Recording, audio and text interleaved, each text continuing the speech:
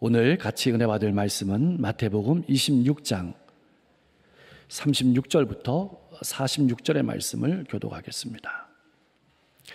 이에 예수께서 제자들과 함께 겟세마네라 하는 곳에 이르러 제자들에게 이르시되 내가 저기 가서 기도할 동안에 너희는 여기 앉아 있으라 하시고 베드로와 세베대의 두 아들을 데리고 가실새 고민하고 슬퍼하사 이에 말씀하시되 내 마음이 매우 고민하여 죽게 되었으니 너희는 여기 머물러 나와 함께 깨어 있으라 하시고 조금 나아가사 얼굴을 땅에 대시고 엎드려 기도하여 이르시되 내 아버지여 만일 할만하시거든 이 잔을 내게서 지나가게 하옵소서. 그러나 나의 원대로 마시옵고 아버지의 원대로 하옵소서 하시고 제자들에게 오사 그 자는 것을 보시고 베드로에게 말씀하시되 너희가 나와 함께 한 시간도 이렇게 깨어 있을 수 없더냐. 시험에 들지 않게 깨어 기도하라. 마음에는 원이로되 육신이 약하도다 하시고 다시 두 번째 나아가 기도하여 이르시되 내 아버지여 만일 내가 마시지 않고는 이 잔이 내게서 지나갈 수 없거든 아버지의 원대로 되기를 원하나이다 하시고 다시 오사 보신즉 그들이 자니 이는 그들의 눈이 피곤함일러라. 또 그들을 두시고 나아가 세 번째 같은 말씀으로 기도하신 후 제자들에게 오사 이르시되 이제는 자고 쉬라. 보라 때가 가까이 왔으니 인자가 죄인의 손에 팔리느니라. 46절 일어나라 함께 가자 보라 나를 파는 자가 가까이 왔느니라. 아멘. 예수님께서 제자들과 함께 겟세마네 동산에 기도하러 가십니다. 이 겟세마네라는 말의 뜻은 기름을 짜는 틀이라는 뜻입니다. 감람산 서편에 위치한 낮은 언덕에 있는 동산을 가리킵니다. 예수님께서 사역을 하시는 동안에 제자들과 종종 찾아서 기도하시고 모임을 갖던 장소였습니다. 당연히 예수님을 판 가롯 유다도 이곳을 잘 알고 있습니다.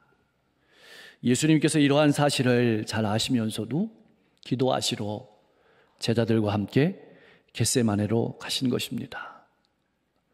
이 말씀의 뜻은 예수님께서는 고난과 죽음의 운명을 그렇게 자원해서 받아들이셨다는 뜻입니다.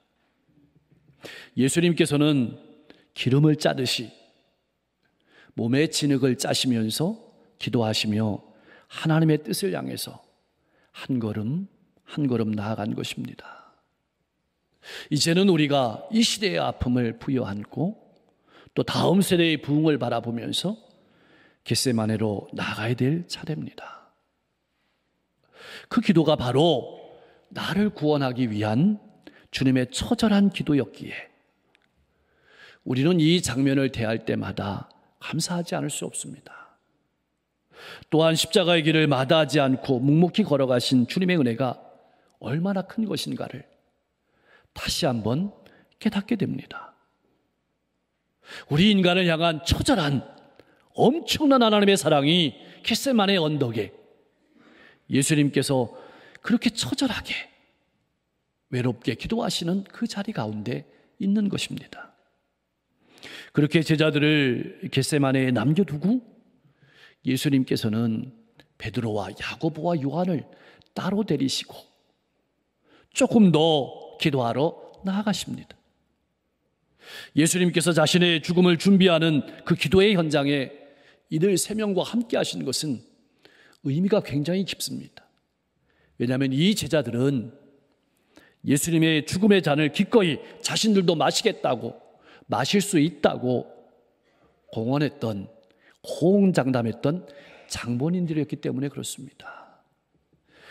그런데 말입니다. 우리가 전혀 예상치 못한 주님의 모습을 37절 말씀에서 발견하게 됩니다.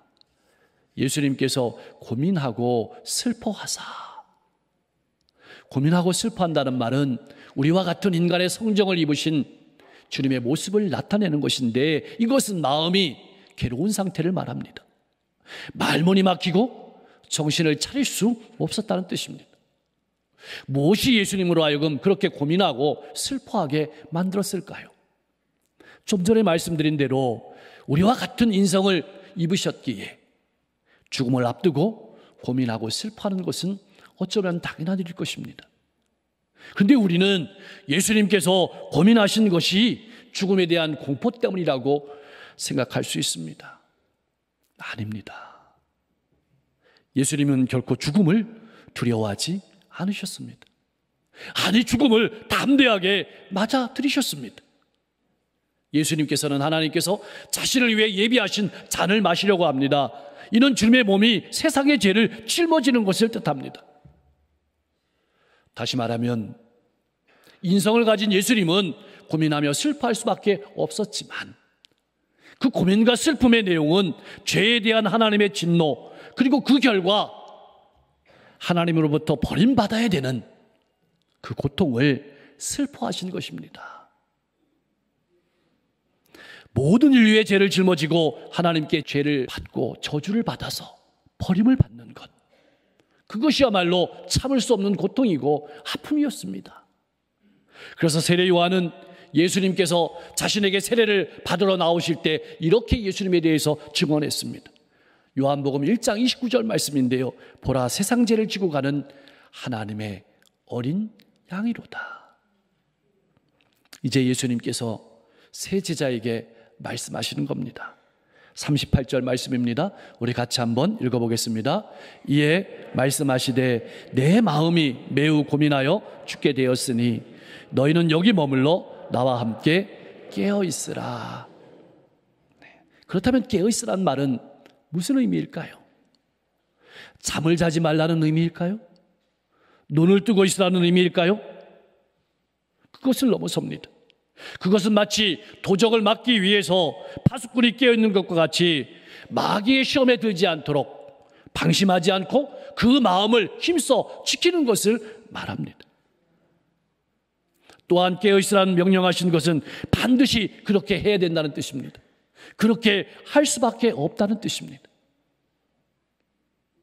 마음이 항상 깨어있지 않으면 도저히 감당할 수 없는 것이 신앙생활이다. 그렇게 말씀하시는 겁니다. 사랑하는 성도 여러분, 나는 신앙생활을 어떻게 이해하고 있습니까? 기도하지 않으면 감당할 수 없으므로 인정하고 있습니까? 기억하십시오. 기도하면 좋습니다. 그런데 기도하면 좋은 것을 넘어섭니다. 기도는 하지 않을 수가 없는 것입니다. 기도하지 않으면 견딜 수 없는 것이 바로 신앙생활입니다. 39절 말씀은 예수님의 기도가 얼마나 절박한 것인지를 보여주는 장면이기도 합니다. 얼굴을 땅에 대시고 엎드려서 기도하셨습니다. 여러분, 얼굴을 땅에 대고 엎드려 기도하는 것은 인간이 취할 수 있는 가장 낮은 자세이고 겸손한 자세입니다. 성부 하나님께 대한 철저한 복종을 가리키는 표현이기도 합니다. 그리고 예수님의 기도가 얼마나 간절한 것인가를 보여주는 장면이 바로 얼굴을 땅에 대시고 엎드려 기도하는 것입니다. 예수님의 기도는 매우 간단하고 분명했습니다. 예수님의 기도는 이 기도였습니다. 내 아버지여, 만일 할만하시거든 이 잔을 내게서 지나가게 하옵소서. 그러나 나의 원대로 마옵시고 아버지의 원대로 하옵소서. 만일 가능하시면, 이 말은 하나님이 하실 수 있는 방법 가운데 십자가를 지지 않을 수만 있다면, 그런 방법이 있다면 이라는 뜻입니다. 그러면 이 잔을 내게서 지나가게 하옵소서. 여러분, 우리가 잘 아는 것처럼 잔이라는 것은 운명을 나타내는 표현을 말합니다. 영원전에 하나님께서 작정하신 것으로 예수님께서 감당해야 될 십자가의 고난을 가리키는 것이 바로 잔입니다. 또한 운명을 나타내는 이 잔은 반드시 주어진 자만이 마실 수 있다는 뜻입니다. 다시 말하면 예수님만이 온 인류의 죄를 담당하시고 그 속에 십자가를 질 수 있다는 표현인 것입니다. 내게서 지나가게 하옵소서. 이 표현은 십자가를 거부한다는 의미가 아닙니다. 인류를 구원하는 방법이 예수께서 십자가를 지는 것에만 한정된 것이 아니라 다른 방법이 있다면, 다른 길이 있다면 십자가의 고통에서 벗어나게 해달라는 의미입니다. 그러나 예수님의 기도는 분명했습니다. 그러나 나의 원대로 맛이 없고 아버지의 원대로 하옵소서. 만일 나의 바람과 아버지의 뜻이 다를 경우 내 뜻이 아니라 아버지의 뜻이 이루어지게 해 주십시오. 이렇게 기도한 것입니다. 이것이 우리가 기도해야 될 기도의 본질이기도 합니다.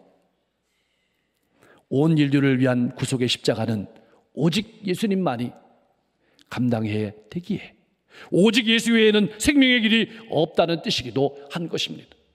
그래서 예수님께서는 요한복음 14장 6절 말씀에서 이렇게 선언하셨습니다. 같이 한번 읽어보겠습니다. 예수께서 이르시되 내가 곧 길이요 진리요 생명이니 나로 말미암지 않고는 아버지께로 올 자가 없느니라. 아멘. 그런데 예수님께서 이렇게 처절하게 기도하시는 모습과는 너무나도 대조적으로 제자들은 깊은 잠에 빠져 있었습니다. 사실 제자들은 예수님보다 더욱 간절히 기도해야 될 처지였습니다. 그럼에도 불구하고 그들은 한 시간도 주님과 함께 깨어있지 못했습니다. 나는 어떻습니까? 참 궁금합니다. 예수님께서 계속 기도하시지 왜 기도하시다가 제자들에게 오셨을까? 제자들에게 오셔서 제자들이 자는 것을 보시면서 베드로에게 말씀하십니다. 너희가 한 시간도 나와 함께 깨어 있을 수 없더냐? 시험에 들지 않게 깨어 기도하라. 마음에는 원이로되 육신이 약하도다 하시고. 여러분, 여기서 잔다는 표현은 육신적인 잠을 잔다는 표현도 되지만 영적으로 깊은 잠에 빠져 있다는 것입니다. 지금이 어느 때입니까? 주님과 함께 깨어서 닥쳐올 고난에 대해서 준비해야 되는 때가 아닙니까? 사랑하는 성도 여러분, 제자들이 어떤 사람입니까? 방금 전만 해도, 얼마 전만 해도 죽을지언정 예수님을 부인하지 않겠다고 호언장담하지 않았습니까? 그러나 그들은 주께서 피땀을 흘리시며 기도하는 중에도 깨어있지 못하며 잠들어 있었던 것입니다. 그들은 깨어있어야 될 시간에 깊은 영적인 잠을 자고 있었던 것입니다. 그런데 예수님의 말씀은 더 송곳처럼 다가와서 제자들과 우리를 찌릅니다. 너희가 나와 함께 한 시간도 깨어있을 수 없더냐? 이건 문자적으로 한 시간을 말하는 것도 되지만 많은 시간도 아닌 주님과 함께 매우 짧은 시간도 깨어 기도할 수 없느냐고 물으시는 겁니다. 그러면서 주님께서 말씀하십니다. 깨어 기도하라. 여러분, 기도하는 일은 한 번에 그칠 일이 아니라는 말씀입니다. 계속해서 기도해야 된다는 말입니다. 왜 그럴까요? 마음에는 원이지만, 육신은 원이지만 육신이 약하기 때문에 그렇습니다. 우리는 마음과 의지로 늘 깨어있기를 원합니다. 마음과 의지는 늘 결심합니다. 그러나 우리의 육신의 연약함이 기도를 못하게 방해하는 것을 많이 체험하지 않았습니까?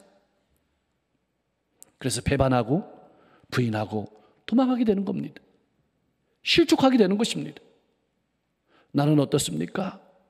우리 가족들과 지역과 민족을 바라보면서 깨어 기도하고 있습니까? 아니면 기도해야지 결심만 하다가 넘어지는 신앙인은 아닙니까?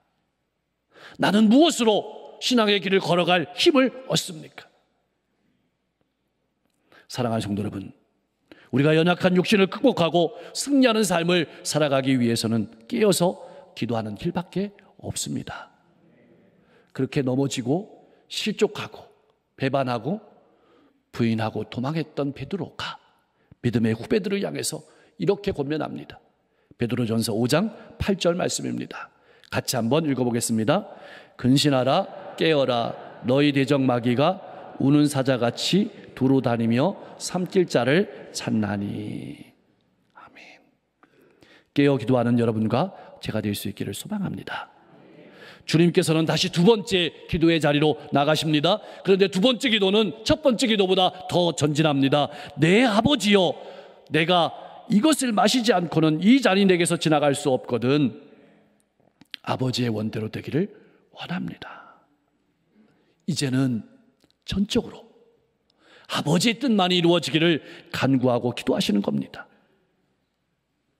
예수님께서는 자신이 마셔야 할 진노의 잔이 아무리 어렵고 고통스럽다 할지라도 그것이 하나님 아버지의 뜻이라면 그 뜻에 순종하기를 기도하셨던 것입니다.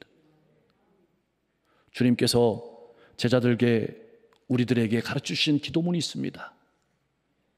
그 주기도문을 몸소 실천하신 것입니다. 사랑하는 성도 여러분, 내가 드리는 기도는 어떤 기도입니까? 하나님의 뜻이 내 가운데, 내 삶 가운데 이루어지기를 받아들이는 기도입니까? 아니면 내게서 지나가기만을 바라는 기도입니까? 예수님의 이러한 당부에도 불구하고 제자들은 피곤을 이기지 못하고 자고 있었습니다. 마귀의 종이 된 유다가 예수님을 잡기 위해서 열심히 뛰어다니고 있을 동안에도 제자들은 그렇게 잠만 자고 있었던 것입니다. 두 번째 기도한 후에는 예수님께서 제자들이 자는 것을 보시고 그대로 두시고 세 번째 나아가서 같은 말씀으로 기도를 드리시는 겁니다. 동일한 내용으로 세 번 기도를 드린다는 것은 그만큼 예수님의 기도가 간절하다는 뜻입니다. 첫 번째 기도하고 오셔서는 잠자는 제자들을 책망하신 예수님께서는 두 번째 오셔서는 침묵하셨고 세 번째 오셔서는 이렇게 말씀하시는 겁니다. 이제는 자고 쉬라. 무슨 의미일까요? 이제는 준비의 시간이 모두 끝났다는 말씀입니다. 이제는 십자가 져야 되는 시간이 다가왔다는 말씀입니다. 그 운명을 받아들인 일만 남았다는 선언입니다. 사랑하는 성도 여러분, 기도해야 될 때가 있습니다. 기억하십시오. 기도는 시간이 남고 여유가 있어서 하는 것이 아닙니다. 시간을 내어서 하는 것입니다. 주님께서 말씀하시는 겁니다. 보라! 이제 제자들은 자신들을 향해 다가오는 사람들의 소리를 들었을 것입니다. 불빛이 보였을 것입니다. 이제는 예수님께서 죄인들의 손에 팔린 때가 된 것입니다. 팔린다는 말은 버린다, 내어준다는 뜻입니다. 예수님께서 죄인들의 손에 넘어가는 것만이 아니라 이제 하나님께 완전히 버림을 당하고 십자가의 제물로 바쳐지고 있음을 말씀하시는 것입니다. 이제 예수님께서는 제자들뿐만 아니라 우리에게도 말씀하시는 겁니다. 일어나 함께 가자. 예수님 자신은 앞으로 나갈 것인데 너희들도 앞으로 나가야 되지 않느냐고 우리에게 권유하시고 말씀하시는 것입니다. 이제 준비의 시간은 모두 끝났습니다. 남은 것은 그 운명을 받아들이는 일만 남았습니다. 일어나 함께 가자고 분명히 말씀하십니다. 그러나 어떻습니까?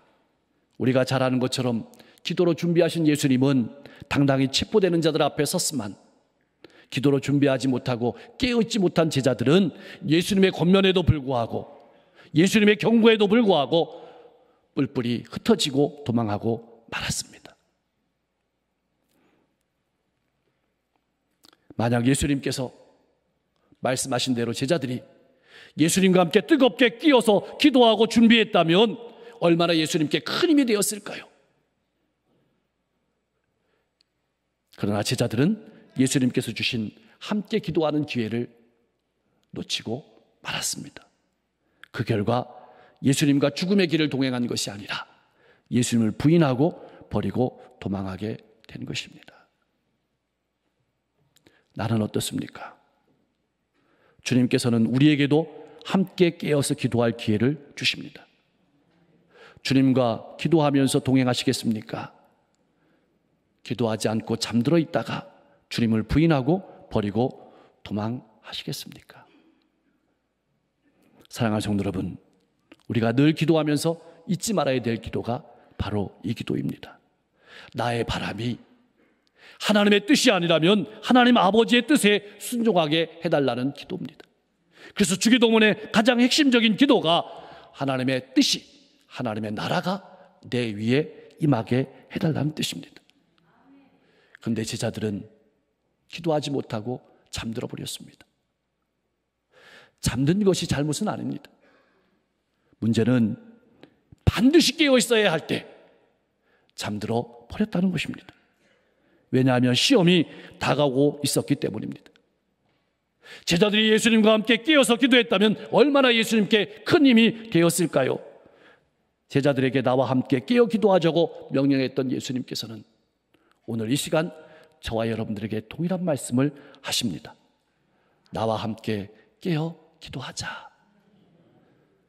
이제는 여러분들이 대답해야 될 차례입니다. 기도하겠습니다. 오늘 이 시대의 아픔을 바라보며 다음 세대의 부흥을 바라보며 주님과 함께 기도하는 우리가 되게 하여 주시옵소서. 항상 깨어 기도하지 않으면 도저히 감당할 수 없는 것이 예수님을 따르는 길임을 잊지 않고 나아가게 하옵소서. 기도하지 않으면 견딜 수 없는 신앙인으로 살아가게 하여 주시옵소서. 나를 가정과 일터와 이웃 가운데로 보내시는 하나님의 뜻을 깨달아 알게 하옵소서. 내 뜻을 내려놓고 하나님의 뜻이 이루어지게 해달라고 기도하며 또 그 길을 향해 나아가는 우리가 되게 하여 주시옵소서. 내 결심과 의지도 중요하지만 내 결심과 의지는 모래성 같은 것임을 기억하고 결심과 의지를 믿는 신앙인이 아니라 깨어서 기도함으로 하나님이 주시는 힘을 얻고 그래서 승리하는 삶을 살아가는 신앙인 되게 하여 주시옵소서. 함께 가자고 말씀하시는 주님의 음성을 듣게 하시고 주님과 동행하며 하나님의 놀라운 역사를 이루어가는 신앙인 되게 하여 주시옵소서. 꽃이 만발했습니다. 많은 사람들이 꽃의 아름다운 향기를 맡고 꽃 가운데로 몰려드는 것처럼 오늘 이 시대 가운데 우리가 예수님의 향기를 드러내게 하시고 많은 사람들이 생명의 향기를 쫓아 나올 수 있도록 역사에 주옵소서. 세계 곳곳에 많은 아픔들이 있습니다. 전쟁으로, 지진으로, 기근으로, 재해로 수많은 사람들이 죽어가고 있고 아픔과 고통 가운데 있습니다. 하나님, 우리가 깨어 기도하게 하시고 오속히 이 모든 아픔이 극복되게 하시고 회복되게 하여 주옵소서. 관계 속에 어려움 당하고 있는 성도 있다면 관계의 회복을 주시옵고 특별히 시대가 어렵습니다. 직장과 사업장을 복 주셔서 든든히 서게 하시고 아버지 하나님 풍성한 열매를 허락하여 주옵소서. 오늘도 복음을 들고 아버지 세계 곳곳에 나간 선교사님들의 발걸음을 기억하시고 저들이 가는 곳마다 수많은 영혼들이 생명이 살아 돌아오고 주님께 나오는 놀라운 역사가 있어지게 하시며 이 고난주간 우리가 더욱더 주님 앞에 기도하면서 주님의 발자취를 따라가고 주님과 함께하는 은혜의 시간 될 수 있도록 역사해 주옵소서. 우리도 하나님을 잘 믿고 복받는 믿음의 주상이 되어야겠지만 우리 자녀들도 후손들도 자자손손이 믿음의 복을 받는 믿음의 명문가문이 될 수 있도록 역사해 주시옵소서. 예수님의 이름으로 간절히 기도하옵나이다.